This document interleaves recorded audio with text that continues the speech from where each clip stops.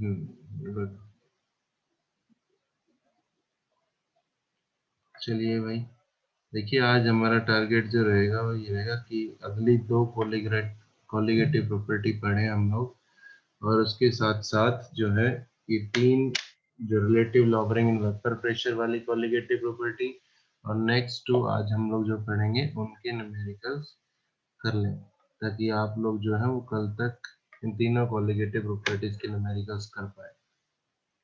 ठीक है, टारगेट यही लेकर चलते हैं, देखते हैं कहाँ तक पहुँचते हैं, कहाँ तक नहीं पहुँचते हैं।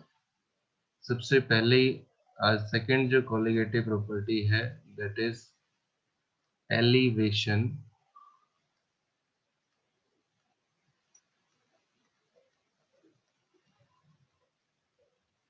In boiling point.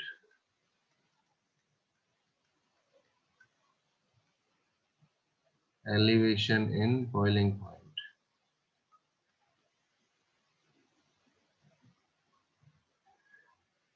देखिए, सबसे पहली बात करें यहाँ पर हम लोग वन, इसमें सारी चीजों को समझेंगे। ठीक है, क्वेश्चन वही होता है कि what do you mean by elevation boiling point, how can you say that it is a colligative property, and determine the molecular mass of solute. इसमें भी वही सब चीजें आपको करनी होती है। देखिए, एलिवेशन का मतलब होता है इंक्रीज होना। एलिवेशन का मतलब होता है इंक्रीज। ये जो एलिवेशन लिखा हुआ है इसका मतलब होता है इंक्रीज।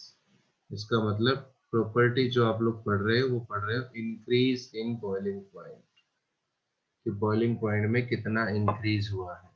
अब सबसे पहले अगर हम लोग बात करें कि बॉइलिंग पॉइंट क्या होता है, देखिए आपने अभी तक यही डेफिनेशन सुनी होगी कि बॉइलिंग पॉइंट वो होता है जहां पर कोई लिक्विड बॉयल होना शुरू कर दे, वो बॉइलिंग पॉइंट होता है। ठीक है, लेकिन उसकी एक्चुअल जो डेफिनेशन है वो क्या होती है कि boiling point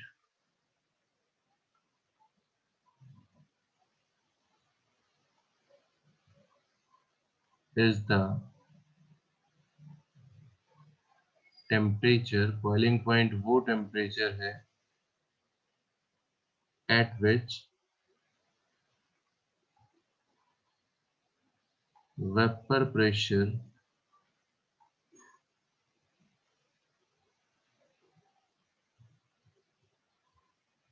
becomes equal to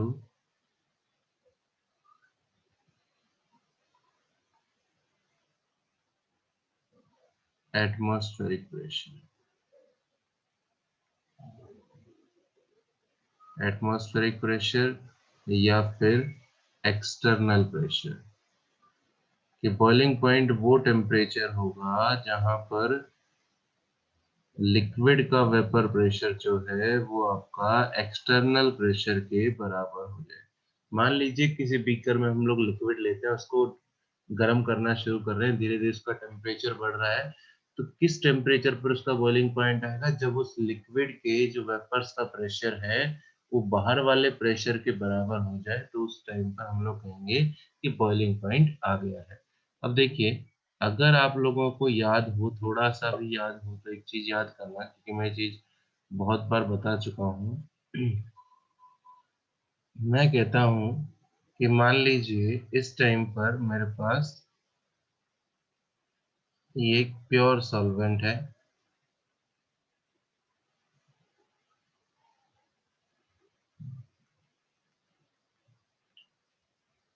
ये आपके पास एक प्योर सॉल्वेंट है, कल भी हम लोगों ने यहाँ पर डिस्कस किया था इस चीज का।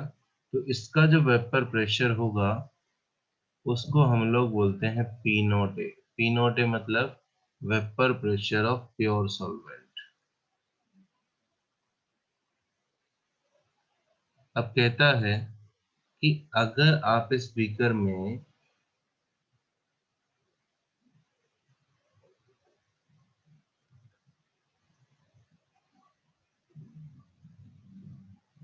कोई नॉन वोलेटाइल सॉल्यूट डाल देते हो, अगर आप इस बीकर में कोई नॉन वोलेटाइल सॉल्यूट डाल देते हो,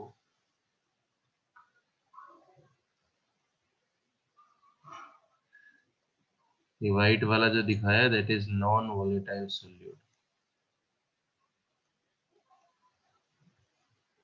ठीक है। तो यहाँ पर जो वेपर प्रेशर होगा उसे वेपर प्रेशर ऑफ सॉल्यूशन या फिर वेपर प्रेशर ऑफ सॉल्वेंट होगा। क्यों? क्योंकि नॉन वोलेटाइल सोल्यूट डाला है, इसलिए वेपर प्रेशर सिर्फ और सिर्फ किसकी वजह से होगा? सॉल्वेंट की वजह से ही होगा। सोल्यूट की वजह से कोई भी वेपर प्रेशर नहीं होगा, इसलिए सॉल्यूशन का वेपर प्रेशर सॉल्वेंट के वेपर प्रेशर के बराबर है। अब हम लोगों ने एक चीज कही थी बात वहां पर कि वेपर प्रेशर किसी भी सॉल्यूशन का कम हो जाएगा अगर हम लोग उसमें नॉन वोलेटाइल सोल्यूट डालते हैं तो। रीजन क्या दिया था? Because some of the solute molecules occupies the position of solvent molecules. ये सोल्यूट मॉलिक्यूल्स को सॉल्वेंट मॉलिक्यूल्स की पोजीशन ऑक्यूपाई कर लेते हैं, जिससे बाहर कम निकलेंगे solvent molecule, which reduces the escaping tendency of solvent molecule, जो कि सॉल्वेंट मॉलिक्यूल्स के बाहर निकलने की टेंडेंसी को कम कर देता है, इसलिए वेपर प्रेशर वहां पर कम हो जाता है। ये चीज हम लोगों ने पीछे पढ़ी थी रोल्स लॉ में भी। ठीक है। तो आप हम लोग एक बात बोल रहे हैं यहाँ पर, जो सेकेंड पॉइंट है कि दोबारा से लिख लेता हूँ इस चीज को कि when in non volatile solute, when in non volatile solute is added,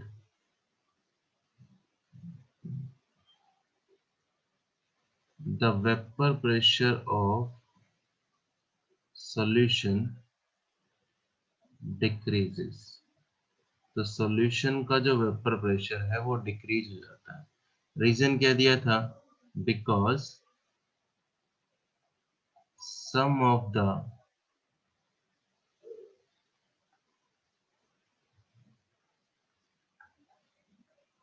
solute molecules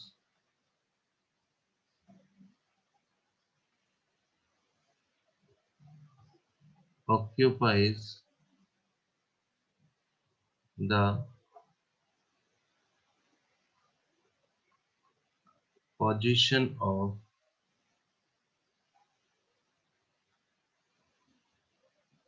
solvent molecules,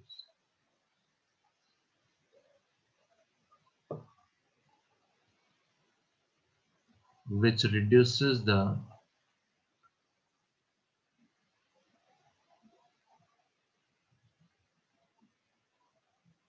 escaping tendency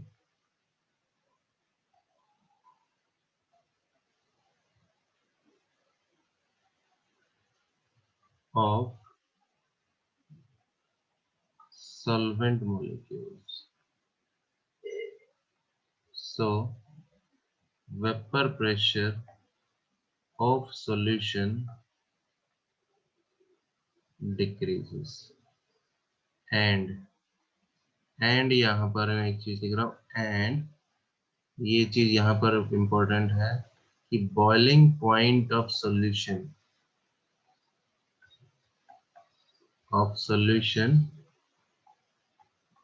increases, जिससे सॉल्यूशन का बॉइलिंग पॉइंट बढ़ जाता है। ऐसा क्यों बोला? देखो, आपने नॉन वोलेटाइल सॉल्यूट डाला तो सॉल्यूशन का वेपर प्रेशर कम हो गया, ठीक है, लेकिन बॉइलिंग पॉइंट क्यों बढ़ गया? क्योंकि भैया हम लोग बात कर चुके हैं कि वेपर प्रेशर जो है वो इनवर्सली प्रोपोर्शनल होता है बॉइलिंग पॉइंट के।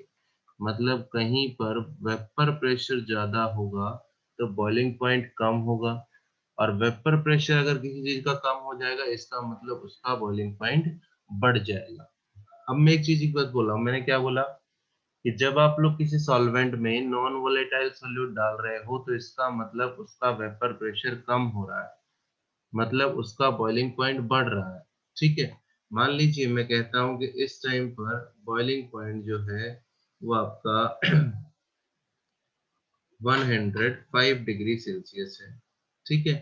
और इस टाइम पर बॉइलिंग पॉइंट जो है वो 115 डिग्री सेल्सियस है, मान लेते हैं ये बात। ठीक है। तो 10 डिग्री सेल्सियस क्या है?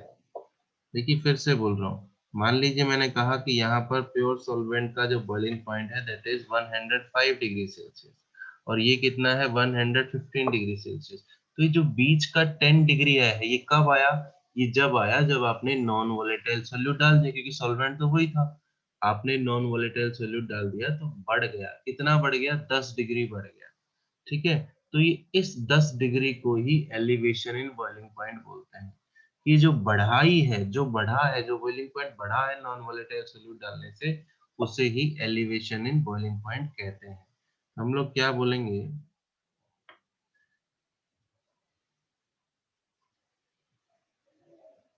कि this increase in boiling point, आपने कहा ना बॉइलिंग पॉइंट बढ़ जाता है, तो मैं कह रहा हूं this increase in boiling point is known as elevation in boiling point. Elevation in boiling point, ठीक है। एलिवेशन बॉइलिंग पॉइंट को हम लोग दिखाते हैं डेल्टा टीपी से।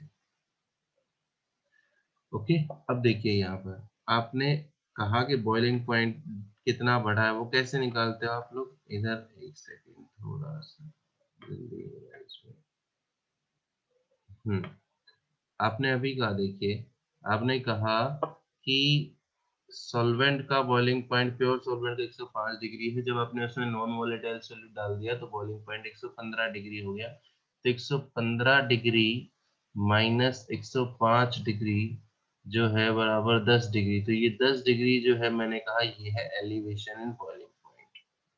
ठीक है, कैसे आया ये एलिवेशन बॉइलिंग पॉइंट, मतलब डेल्टा टी बी। कैसे आया ये कि आपने सॉल्यूशन के बॉइलिंग पॉइंट में से 115 डिग्री किसका बॉइलिंग पॉइंट है, सॉल्यूशन का, उसमें से किसका बॉइलिंग पॉइंट घटाया है, प्योर सॉल्वेंट का। बस तो यही लिखना है हम लोगों को।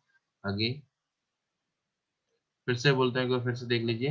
115 डिग्री सॉल्यूशन का बॉइलिंग पॉइंट था, उसमें से हमने प्योर सॉल्वेंट का घटा दिया, 10 डिग्री आया, जिसे हम लोग एलिवेशन बॉइलिंग पॉइंट बोलते हैं। मतलब कितना बॉइलिंग पॉइंट बढ़ गया, तो हम लोग क्या बोलते हैं, 115 डिग्री किसका बॉइलिंग पॉइंट है भाई, सॉल्यूशन का। 105 डिग्री किसका बॉइलिंग पॉइंट है, प्योर सॉल्वेंट का। तो इसका मतलब एलिवेशन बॉइलिंग पॉइंट को आप लोग ये भी बोल सकते हो कि the difference in boiling point, the difference in boiling point किस किस का, boiling point of solution, the difference in boiling point of solution जो से 115 डिग्री था, and boiling point of pure liquid.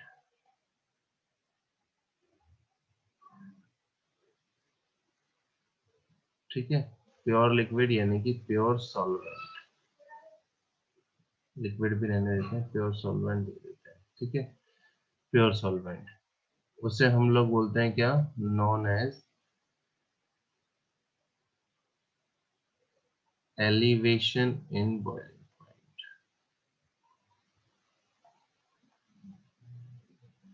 अब उसके बाद कहता है, तो मतलब डेल्टा टीबी जो है, that is elevation boiling point, is equal to boiling point of solution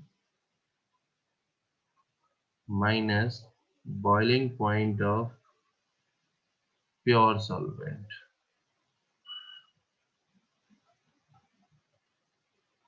boiling point of solution, boiling point का सिंबल टीबी हो गया सॉल्यूशन का, और प्योर सॉल्वेंट का लिखोगे तो सिर्फ क्या आ जाता है ऊपर नोट, तो टी नॉट बी हो गया। तो डेल्टा टीबी इक्वल टू आया आपका TB minus T not be. अब इसी चीज को हम लोग एक बार ग्राफिकली समझते हैं। देखिए, इसी चीज को हम लोग एक बार ग्राफिकली समझ लेते हैं।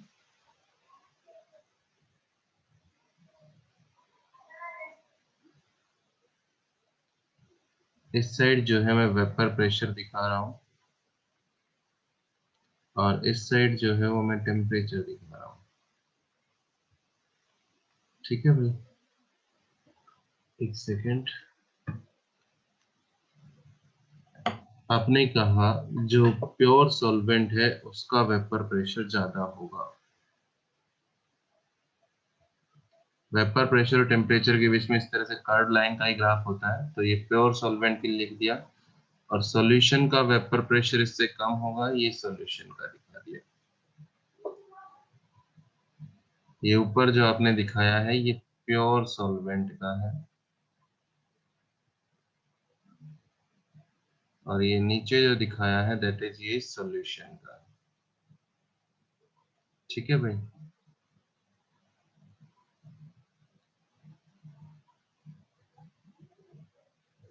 ओके, हम लोग मानते हैं कि वेपर प्रेशर की वैल्यू यहाँ पर है, किसी पर्टिकुलर टेम्परेचर पर एटमॉस्फेरिक प्रेशर इतना है,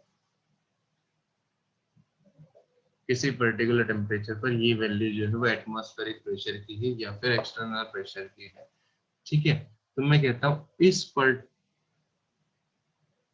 जिस टेम्परेचर पर ये प्रेशर इसके बराबर हो जाएगा, किस प्रेशर के बराबर करना है, एटमॉस्फेरिक प्रेशर के। तो जब ये प्योर सॉल्वेंट का वेपर प्रेशर जिस टेम्परेचर पर,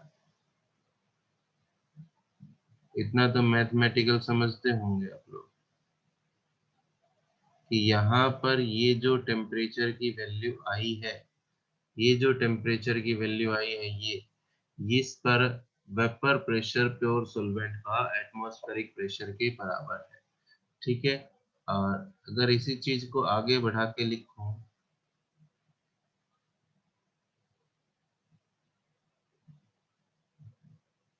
तो आप कह सकते हैं कि इस टेम्परेचर पर सॉल्यूशन का वेपर प्रेशर जो है वो आपका एटमॉस्फेरिक प्रेशर के बराबर है। मतलब ये जो पॉइंट है, ये जो हम लोगों ने लिखा है दैट इज प्योर सॉल्वेंट का बॉइलिंग पॉइंट, ये जो हम लोगों ने लिखा है दैट इज सॉल्यूशन का बॉइलिंग पॉइंट। और आप अपने पास यहाँ पर ग्राफ में आराम से देख सकते हैं कि यहाँ पर टीबी जो है वो बड़ा है किससे, टी नॉट बी से। यही बात मैंने ऊपर बोली थी कि बॉइलिंग पॉइंट सॉल्यूशन का बढ़ जाता है जब आप उसमें नॉन वोलेटाइल सॉल्यूट डालते हो। तो जितना बड़ा है मतलब T B minus T not B, ये जो है दैट इज क्या हो गया, delta T B.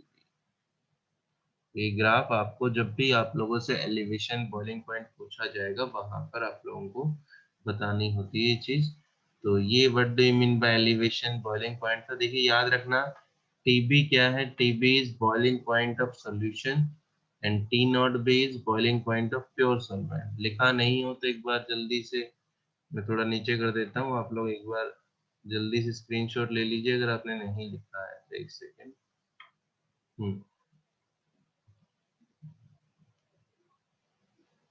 I think so ले लिया होगा स्क्रीनशॉट, अगर किसी ने नहीं लिखा है तो।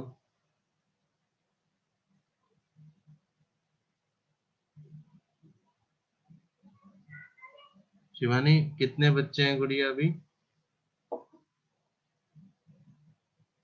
सर 47। ठीक है, उन्नी कृष्ण सर जी, आप गुड मॉर्निंग उन्नी सर। एक बार आप है ना प्लीज, अगर आप देख पा रहे हो कि कौन कौन बच्चे एब्सेंट हैं तो उनके नाम एक बार ग्रुप में लिख दीजिए ना प्लीज। उसके बाद बोलता है एक्सपेरिमेंटली, अगर हम लोग देखें, देखो पहले क्वेश्चन का आंसर हो गया। पहला क्वेश्चन क्या था कि what do you mean by elevation in boiling point, तो पहला क्वेश्चन हो गया। अब हम लोग यहाँ पर बोलते हैं how can you say that it is a colligative property. तो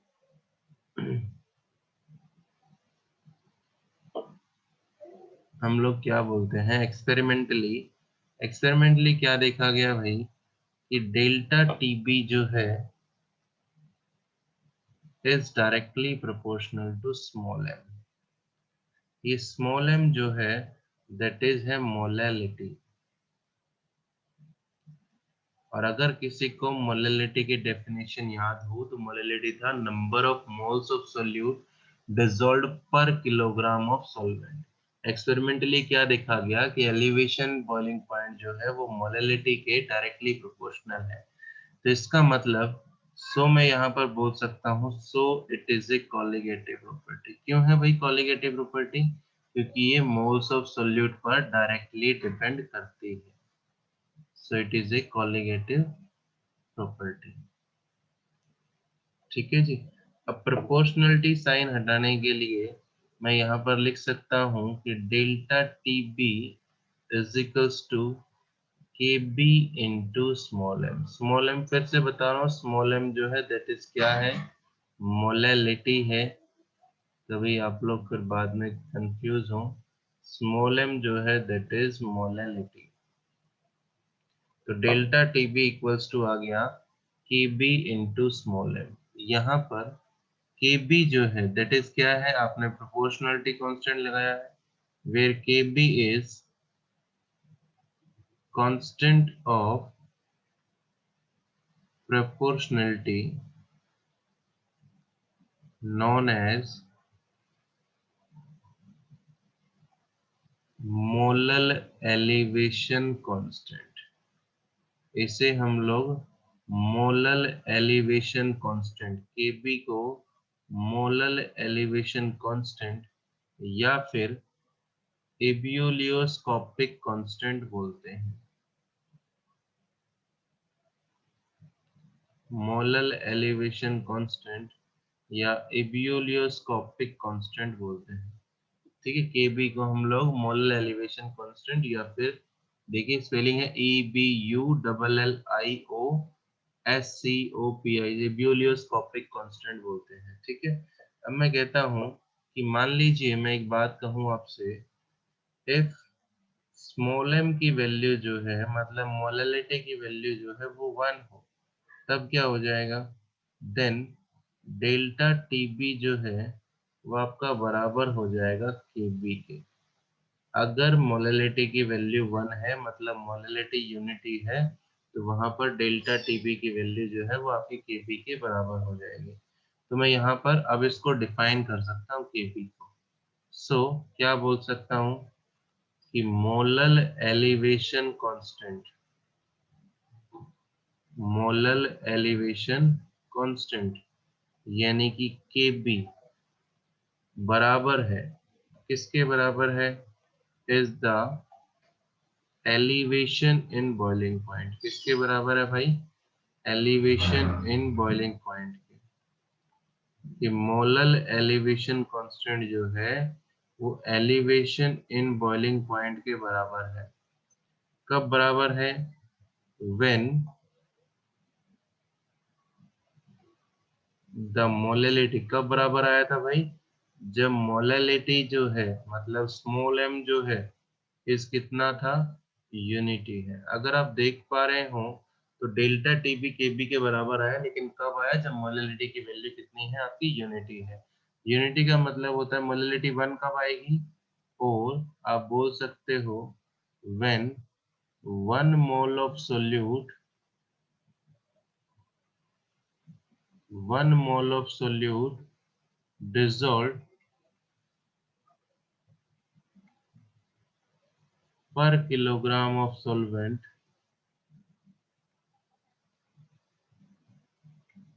पर नहीं लिखेंगे यहाँ पर 1 लिख देते हैं, 1 किलोग्राम ऑफ सोल्यूट। अगर 1 मोल सोल्यूट 1 किलोग्राम सोलवेंट में डिजोल्व है तो वहां पर मोलैलिटी की वैल्यू 1 ही आती है। तो आप लोग बोल सकते हो कि मोलल एलिवेशन कांस्टेंट जो है वो आपका एलिवेशन इन बॉइलिंग पॉइंट के बराबर है।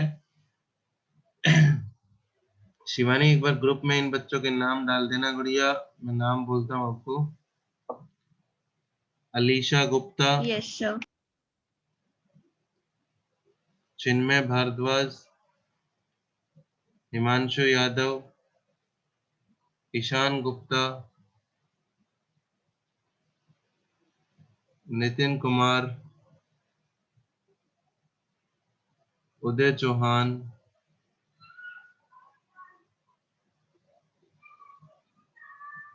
उत्कर्ष अवस्थी। ठीक है गुड़िया, दोबारा बोलूं, यस सर। अलीशा गुप्ता, चिन्मय भारद्वाज, हिमांशु यादव, ईशान गुप्ता, नितिन कुमार, उदय चौहान, उत्कर्ष अवस्थी।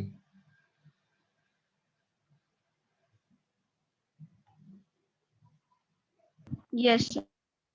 लिख दिए? ओके। अब आप लोगों से यहाँ पर जो दूसरा क्वेश्चन पूछा जाता है वो पूछा जाता है केबी की यूनिट्स क्या है, यूनिट्स ऑफ केबी। तो केबी की यूनिट्स निकालें। देखिए आपने पढ़ा होगा इतना तो, अब 2 साल हो गए आप लोगों को, कि delta TB equals to KB into small M.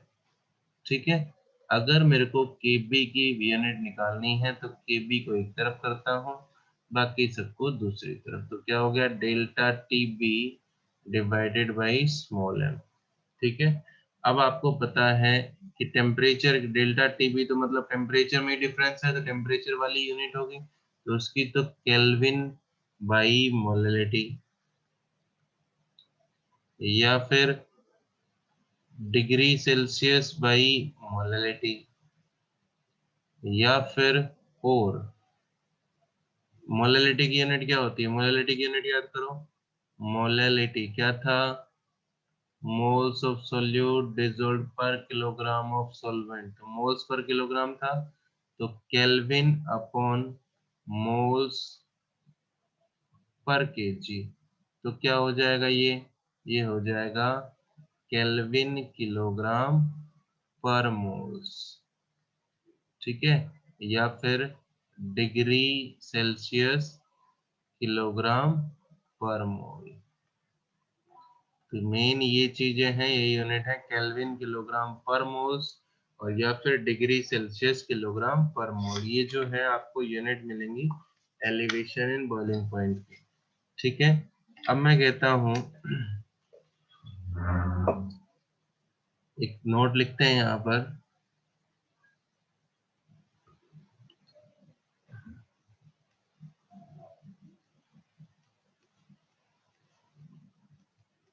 Kb is a characteristic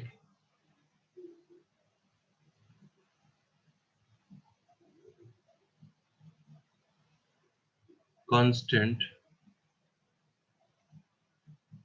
of a solvent। Kb जो है वो कैरेक्टरिस्टिक कांस्टेंट है किसी सॉल्वेंट का, सॉल्यूट पर डिपेंड नहीं करेगा। Does not depend on nature of solute, nature of solute पर डिपेंड नहीं करेगा, ये चीज है। Kb जो है is a characteristic constant of solvent, does not depend on nature of solute, nature of solute पर डिपेंड नहीं करेगा। ठीक है, उसके बाद हम लोग अगली जो चीज पढ़ रहे हैं, देखिए 2 चीज हो गई। पहला था what do you mean by elevation boiling point, second how can you say that it is a colligative property. और इसमें एक चीज हो रही थी कि भाई मोलर एलिवेशन कांस्टेंट क्या होता है, उसकी यूनिट्स क्या होती हैं। अब उससे आगे चलते हैं हम लोग। अगला जो पॉइंट है इसमें एलिवेशन बॉइलिंग पॉइंट में, that is determination. Class over होने वाली है I think so.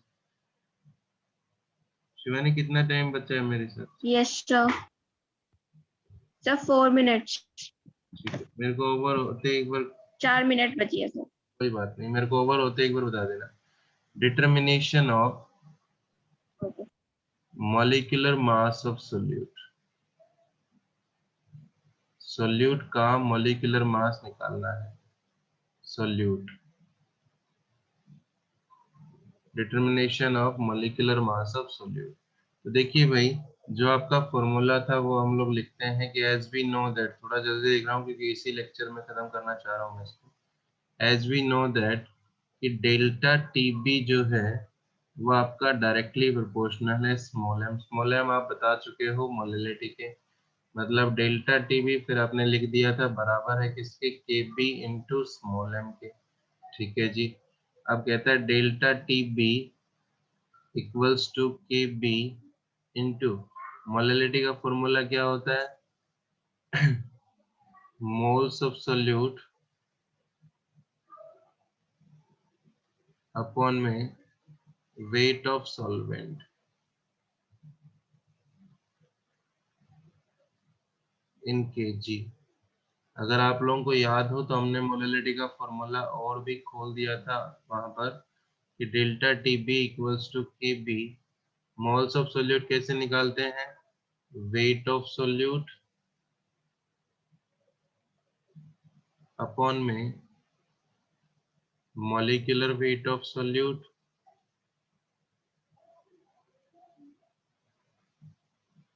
into weight of solvent in gram into ऊपर 1000। ठीक है जी, ये फॉर्मूला आ गया आपका डेल्टा टीपी का। अब यहाँ पर अगर आप लोग रख पा रहे हो तो delta TB equals to K B into weight of solute की वैल्यू रखें तो सोल्यूट को दिखाते हैं बी से, that is W B. Molecular weight of solute मतलब M B, weight of solvent मतलब डब्ल्यू ए, ऊपर कितना हो गया 1000। ये आपका कोलिगेटिव प्रॉपर्टी का यहाँ पर फॉर्मूला हो गया।